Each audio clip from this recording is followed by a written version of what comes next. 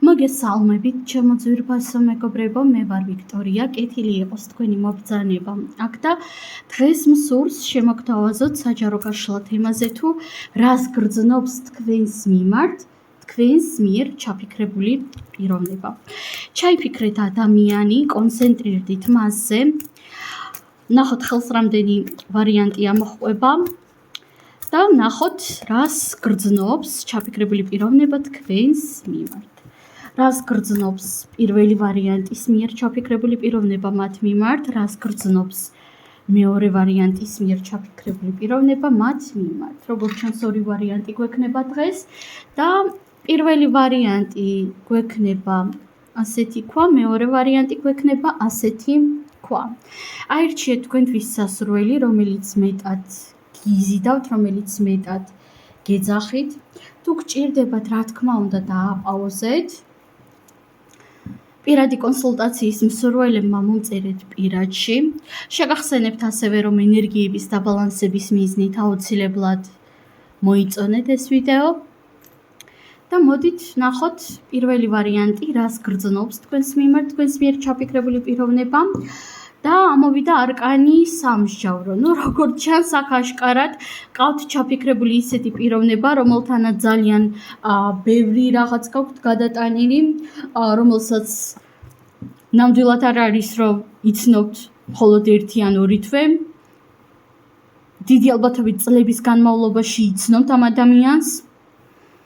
აშკარად ბევრმა თქვენგანმა ჩაიფიქრა ყოფილი პარტნიორი ან ყოფილი პოტენციალური პარტნიორი, ან ისეთი ადამიანი, რომელსაც თქვენს წარსულზე ძალიან დიდი ზეგავლენა ჰქონდა წლების განმავლობაში, იმიტომ რომ რაღაც ასეთი ენერგიები წამოვიდა აშკარად და კონკრეტულად ამ არკანიდან გამომდინარე, რისი თქმა შემიძლია. იმის, რომ ადამიანს მიაჩნია ურთიერთობა დასრულებულად, მაგრამ ამავდროულად შინაგანად თითქოს აქვს იმის იმედი, რომ ოდესმე რაღაც აღდგება. არა თავად ურთიერთობა, არამედ რაღაც კონკრეტული ამ ურთიერთობაში. დავამატოთ არკანები და დავაზუსტოთ აბსოლუტურად ყველაფერი. რას გრძნობს პირველი ვარიანტის მიერ ჩაფიქრებული პიროვნება მათ მიმართ? რას გრძნობს? ნახოთ აბა. არკანი პენტაკლების ტუზი, კვერთხების პაჟი, პენტაკლების ათიანი, კვერთხების მეფე და პენტაკლების დედოფალი. უპირველეს ყოვლისა, ნახეთ ადამიანს თქვენთან მიმართებაში აკავშირებს თითქოს რაღაც ოჯახური ატმოსფერო. ანუ ადამიანი თქვენ გიყურებთ როგორც ისეთ ადამიანს, რომელიც უასოცირდება ოჯახთან, ბავშვობასთან, ან ახალგაზრდობასთან, წარსულთან ზოგადად, იმიტომ რომ რაღაც ნოსტალგიური ემოციები იკვეთება. და შეხედეთ, აშკარად ხედავ იმას, რომ აქ ურთიერთობაში ყოფილან ვიღაცეები ჩარეული. ზოგიერთ თქვენგანთან აქ აშკარად ჩანს სამკუთხედებიც არის. მაგრამ ნახეთ, თუ თქვენ ჩაიფიქრეთ ისეთი ადამიანი, სადაც ფიგურირებს სამკუთხედი, არ აქვს მნიშვნელობა თქვენი მხრიდან თუ ადამიანის მხრიდან. ადამიანს ძალიან უნდა რომ მოხდეს რაღაც კონკრეტული ურთიერთობის გაწყდომა, მოდით ასე ვიტყვი. ანუ უნდა რომ რაღაც გაიწყვიტოს ამ ურთიერთობაში. რაღაც გადაწყვეტილება იყოს მიღებული. და არ აქვს მნიშვნელობა თქვენ რომელ მხარეს ხართ, ადამიანს სურს რომ თქვენ მიიღოთ გადაწყვეტილება. ხვდებით ხომ რასაც ვგულისხმობ?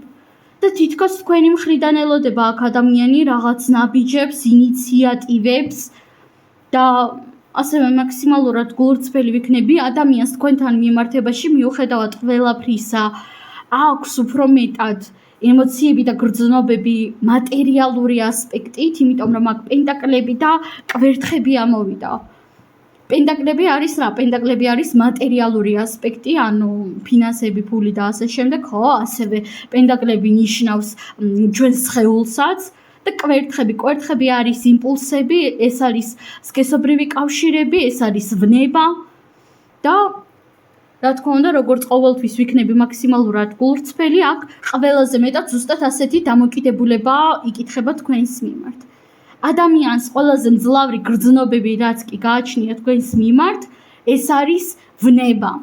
ვნება და ზოგ თქვენგანთან რეზონირდება როგორც რაღაც მატერიალური სურვილები, მაგალითად თქვენგან რაღაც ფინანსური სარგებლის მიღება ან სტატუსის მიღება რაღაც, ხო? რაღაც მატერიალური სარგებლის მიღება სურს ადამიანს. არ აქვს მნიშვნელობა აქ მამაკაცი ჩაიფიქრეთ თუ ქალბატონი.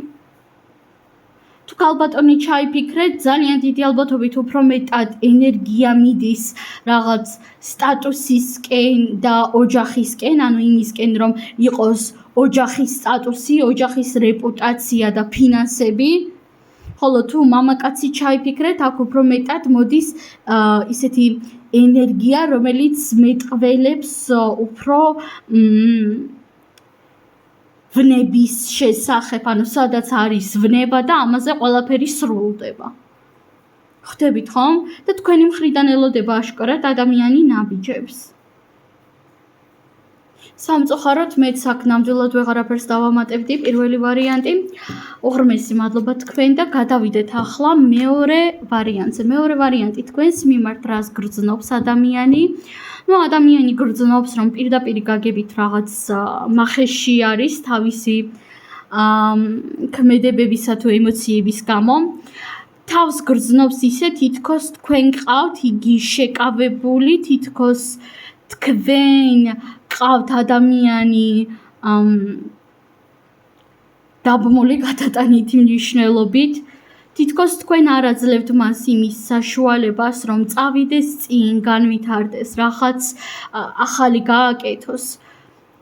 ანუ თქვენ გადანაშაულებთ რაღაც საკუთარ ბლოკებში და მოდით ვიქნები მაქსიმალურად გულწრფელი და პირდაპირ ვიტყვი, რა თქმა უნდა, არის იმის შანსი, რომ თქვენი მხრიდან მართლაც რომ იყოს რაღაც ესეთი ზეგავლენა, манипуляციების ან რაღაც სხვა კუთხით, ხო? მაგრამ თითქოს და ადამიანის გონებაში ეს არის გაზვიადებული. ანუ ადამიანი თქვენ გადანაშაულებთ არასწორად.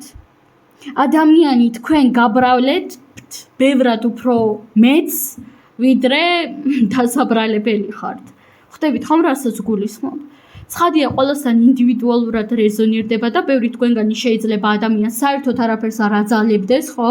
ოდნავადაც კი და ოდნავადაც არც манипуლირებდეთ და არც არაფერი მსგავსი, მაგრამ აი ზოგ თქვენგანთან მაინც აი ძალიან ოდნავ მაინც იკვეთება ეს მომენტი, რომ ოდნავ თქვენ მართლა რაღაც ან манипуლირებთ ან რაღაც მსგავსი ნამდვილად მოდის თქვენი მხრიდან.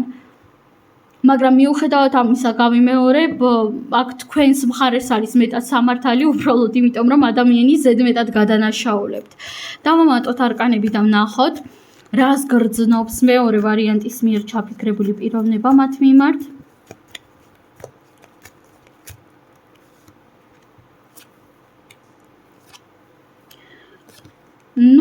რისი თქმა შემიძლია, იცით, ადამიანი არის ძალიან გაღიზიანებული და გაბრაზებული, თუმცა მიუხედავად ამისა, უნდა რაღაც კონკრეტული სიტუაციის დატოვება, კონკრეტული სიტუაციიდან გამოსვლა. თითქოს ახლა არის ძალიან ბევრი ხელის შემშლელი ფაქტორები, ასევე არსებობენ ადამიანები, რომლებიც განა მაინც და მაინც ერევიან ურთიერთობაში, არამედ უფრო მეტად თითქოს გასწავლიან, როგორ უნდა მოიქცეთ, რა უნდა გააკეთოთ.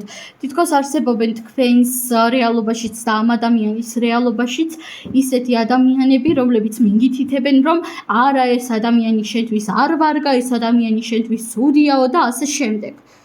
რაღაც ასეთი ენერგიები მოდის. და გარდა ამისა, აშკარად ხედა ორივე თქვენგანის მხრიდან ბრას, ძალიან დიდი ალბათობით ურთიერთობა არის ან დაპაუზებული, ან რაღაც სიჩუმე არის ახლა თქვენ შორის, ან რაღაც კონფლიქტი, თუმცა ყველასთან ინდივიდუალურად რეზონირდება, ცხადია. და ნახეთ, ადამიანს თქვენთან მიმართებაში აქვს როგორც სიმპათიები, როგორც ემოციური ლტოლვა, ასევე სქესობრივი ლტოლვაც, მაგრამ ყველაზე მეტად რა შეგრძნებას, რა ემოციაც დომინირებს, ეს არის თქვენი დადანაშაულება, თქვენზე ბრაზი, თქვენზე აგრესია, თქვენი დადანაშაულება და ასეთი გამომლანძღავი სიტყვების ენერგია მომდის. თითქოს ადამიანი ამბობს, რომ სულ შენი ბრალია ყველაფერი, სულ შენ გააფუჭე ყველაფერი. საერთოდ ვერ ხვდები რას აკეთებ.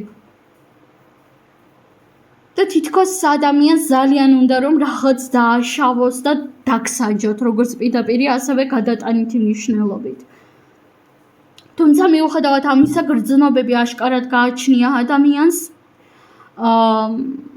მაგრამ უფრო მეტად ადამიანი არის რაღაც როლების მორგებაში, რაღაც თამაშებში, ვიდრე გულწრფელ ემოციებში. თქვენს ადგილას მე ამ ადამიანს დიდად არ ვენდობოდი, მით უმეტეს თუ არის მამაკაცი. მამაკაცებო არ მიწყინოთ, ახლა მე მამაკაცებზე არ მაქვს საუბარი, ანუ იმას არ გულისხმობ, რომ მამაკაცები უფრო მატყუარები არიან, ან ქალები უფრო მატყუარები არიან, არა, უბრალოდ აქ ასეთი ენერგია წამოვიდა, რომ თუ მამაკაცი ჩაიფიქრეთ, აქ მამაკაცისგან უფრო მეტი ტყუილები, უფრო მეტი აგრესია, უფრო მეტი როლები და ნიღბები მოდის, ვიდრე ქალბატონისგან. ქალბატონი ვინც ჩაიფიქრეთ, რა თქმა უნდა, ამასაც აქვს თავისი ადგილი, აქაც არის რაღაც ეს ნიღბები და როლების მორგება, მაგრამ ნაკლები ინტენსიურობით. ხვდებით ხო, რასაც ვგულისხმობ.